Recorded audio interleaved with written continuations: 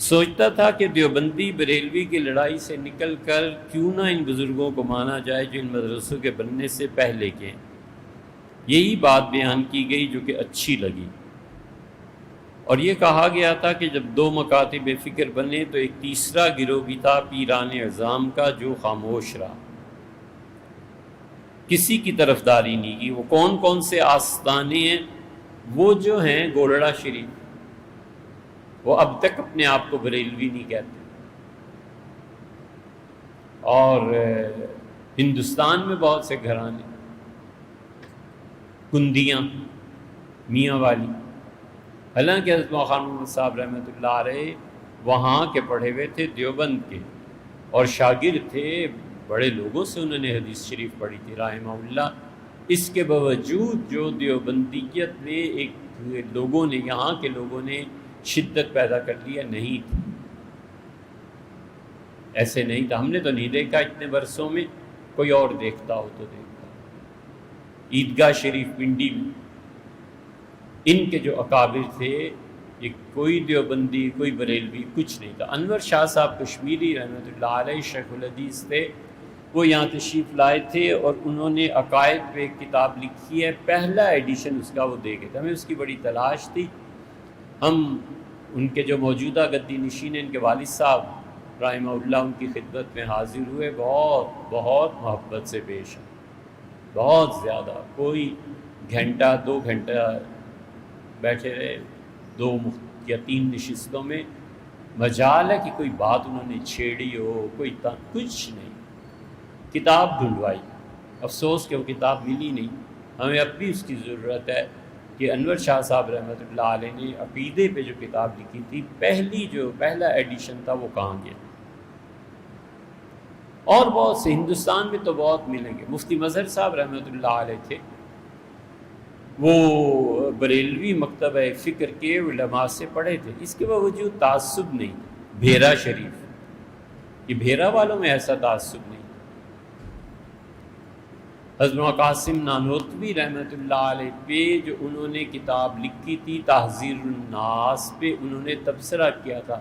تحذیر الناس حضرت قاسم نانوتوی رحمۃ اللہ علیہ کی کتاب ہے، اس پہ کفر کا فتویٰ دیا تھا احمد رضا خان صاحب نے۔ تو مولانا احمد رضا خان صاحب نے صاف تحریر فرمایا کہ جو اس کتاب کو مانتا ہے مولوی قاسم کافر، اور جو مانتا ہے وہ بھی کافر۔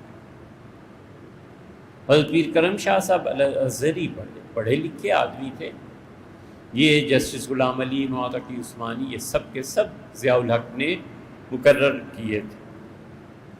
تو پیر صاحب رحمۃ اللہ علیہ نے نانوتوی رحمۃ اللہ علیہ کی کتاب پہ پہلا جو ان کا تھا وہ لکھا، اور لکھا کہ مولانا قاسم نانوتوی رحمۃ اللہ علیہ کی تحذیر الناس کو پڑھا، اور جتنی مرتبہ بھی پڑھا ہر مرتبہ نیا لطف اٹھایا۔ وہ نہیں جانتے تھے کہ ادھر دوسری طرف کافر اور جہنمی قرار دیا گیا، بالکل جانتے ہوں گے، لیکن وہ جو اعتدال اہل السنہ کا خاصہ رہا ہے وہ ان سب لوگوں میں ہی رہا۔ یہ ہمیشہ یاد رکھنا، کوئی سننے والا نہیں اور سطح بھی علمی نہیں ہے۔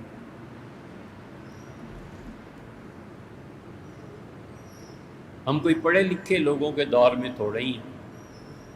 ہمیشہ یاد رکھنا، اہل السنہ کا بہت بڑا ٹائٹل وہ اعتدال ہے، بس یہ اہل السنہ کی خصوصیت۔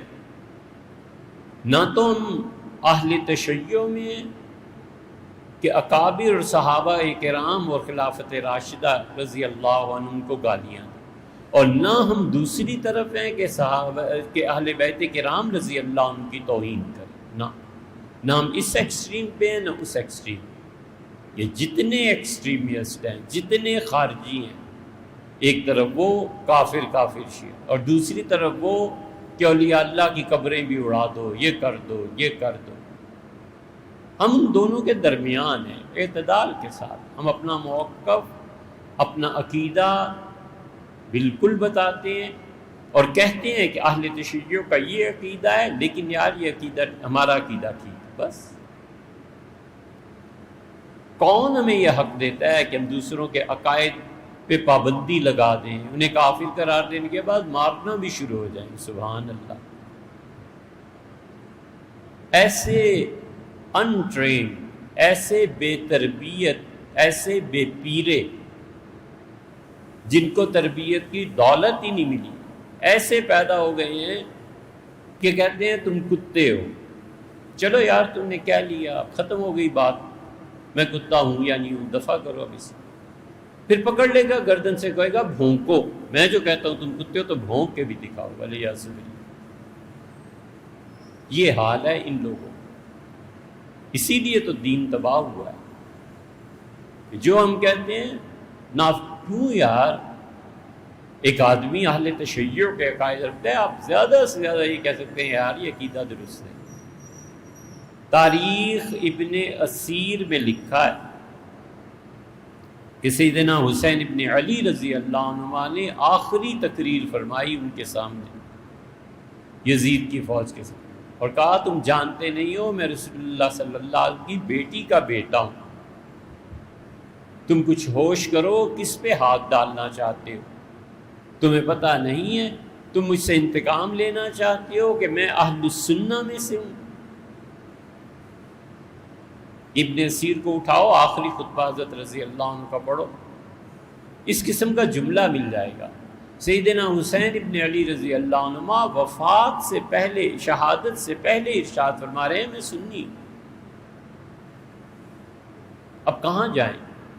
ہم کہتے ہیں حضرت نے جو کہا وہ درست تھا، ہم ان کے پیچھے. اسی لیے یاد رکھنا چاہیے ہمیشہ یہ اہل بیت کرام رضی اللہ عنہم کی جو محبت ہے نا، اس کو حسن خاتمہ میں بڑا دخل ہے. بس یہ فکرہ حضرت مجدد الفسانی سرہندی رحمۃ اللہ علیہ کے مکتوبات میں ہے. حضرت مجدد رحمۃ اللہ علیہ لکھا ہے کہ انسان کا حسن خاتمہ، مرنے سے پہلے کلمہ اور صحیح عقیدہ نصیب ہو جائے. فرمایا میرے والد کہتے تھے کہ بڑا دخل ہے حسن خاتمہ میں اہل بیت کرام رضی اللہ عنہ کی محبت کا. تو مخدوم عبد الاحد میرے والد کے انتقال کا وقت قریب آیا تو میں نے کہا والد آپ فرماتے تھے کہ حضور صلی اللہ علیہ وسلم کے خاندان سے محبت رکھنی چاہیے، چطور آپ کا کیا حال ہے؟ اب بس ایک لفظ فرمایا اور کمال فرمایا، سر شاریم، سر سے پاؤں تک ڈوبا ہوا ہوں ان کی محبت. اس کے برعکس جو ناصبی ہیں، اہل بیت کرام رضی اللہ عنہ کو برا بھلا کہتے ہیں، معاذ اللہ. بھلا کہنا تو ان کے نصیب میں کہاں ہے، گالیاں دیتے ہیں. اب کتابیں چھپ رہی ہیں، جس کو دیکھو یزید یزید یزید. یہ مانگا کرو یار اللہ اعلان کہ اللہ تمہارا حشر یزید کے ساتھ کرے، حجاج ابن یوسف ثقفی کے ساتھ کرے. ان پڑھ اور جاہل ہے، اب کیا کریں؟ یہ حجاج ابن یوسف ثقفی جو تھا، عبداللہ ابن مسعود رضی اللہ عنہ کے شاگرد، تابعین اسے کافر کہتے تھے. یہ اتنے برے لوگ. مرنا ہے اور اللہ کو جواب دینا ہے. اللہ نہ کرے ہم ایک لفظ بھی آپ سے جھوٹ عرض کریں، ہمیں بھی تو اللہ پوچھے گا نا، پوچھے گا نا کہ ایک جگہ دی تھی تم کیا کرتوت کرتے رہے، اللہ کو کیا جواب دیں؟ ہم تعلیم القرآن میں پڑھتے تھے، وہاں ایک ایرانی مہاجر تھا بلوچستان کا، جو حصہ ایران کا ہے یا کہاں کا تھا ہمیں نہیں معلوم.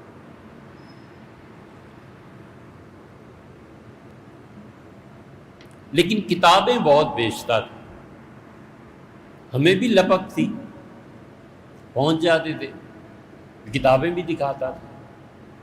خدا معلوم اس کو کیا بیر تھی،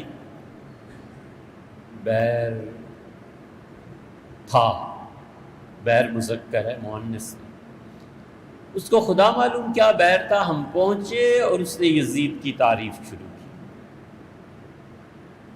تو بہت کوفت ہوتی تھی. 2-4 مرتبہ عرض کیا کہ اہل سنہ کا یہ عقیدہ نہیں ہے، نہ کرے، اور میرا اس سے کیا تعلق ہے بحث ہے، آپ کتابیں دیں پیسے لیں. وہ جب بالکل ہی باز نہیں آئے تو ہم لیں. اللہ سلامت رکھے اور اللہ تعالیٰ بہت بہت خاص خیال رکھے ان کا، بابا عبدالشکور ہے۔ ہم بہت چھوٹے تھے، بابا ہم کہاں کتابیں خرید سکتے تھے، بابا نے قرض پہ دینا شروع کیا کہ بچے یہ کتاب لے جاؤ پڑھو۔ 5 روپے کی کتاب ملتی تھی، 2 روپے کی کتاب ملتی تھی، کہاں تھے پیسے، کہاں سے لاتے؟ اب تک حیات ہیں، 100 کے قریب ان کی عمر ہو گئی ہے۔ یہ جتنی لائبریری اور اس کا چرچہ ہے نا، اس آدمی کے بڑے احسانات ہیں۔ اللہ دونوں جہانوں میں خاص رحمتیں، خاص محبتیں فرمائے ان سے۔ ہم نے ان کو بیچ میں ڈالا، ہم نے کہا آپ لے لیا کریں کتابیں، ہم خرید لیا کریں۔ قصہ مختصر یہ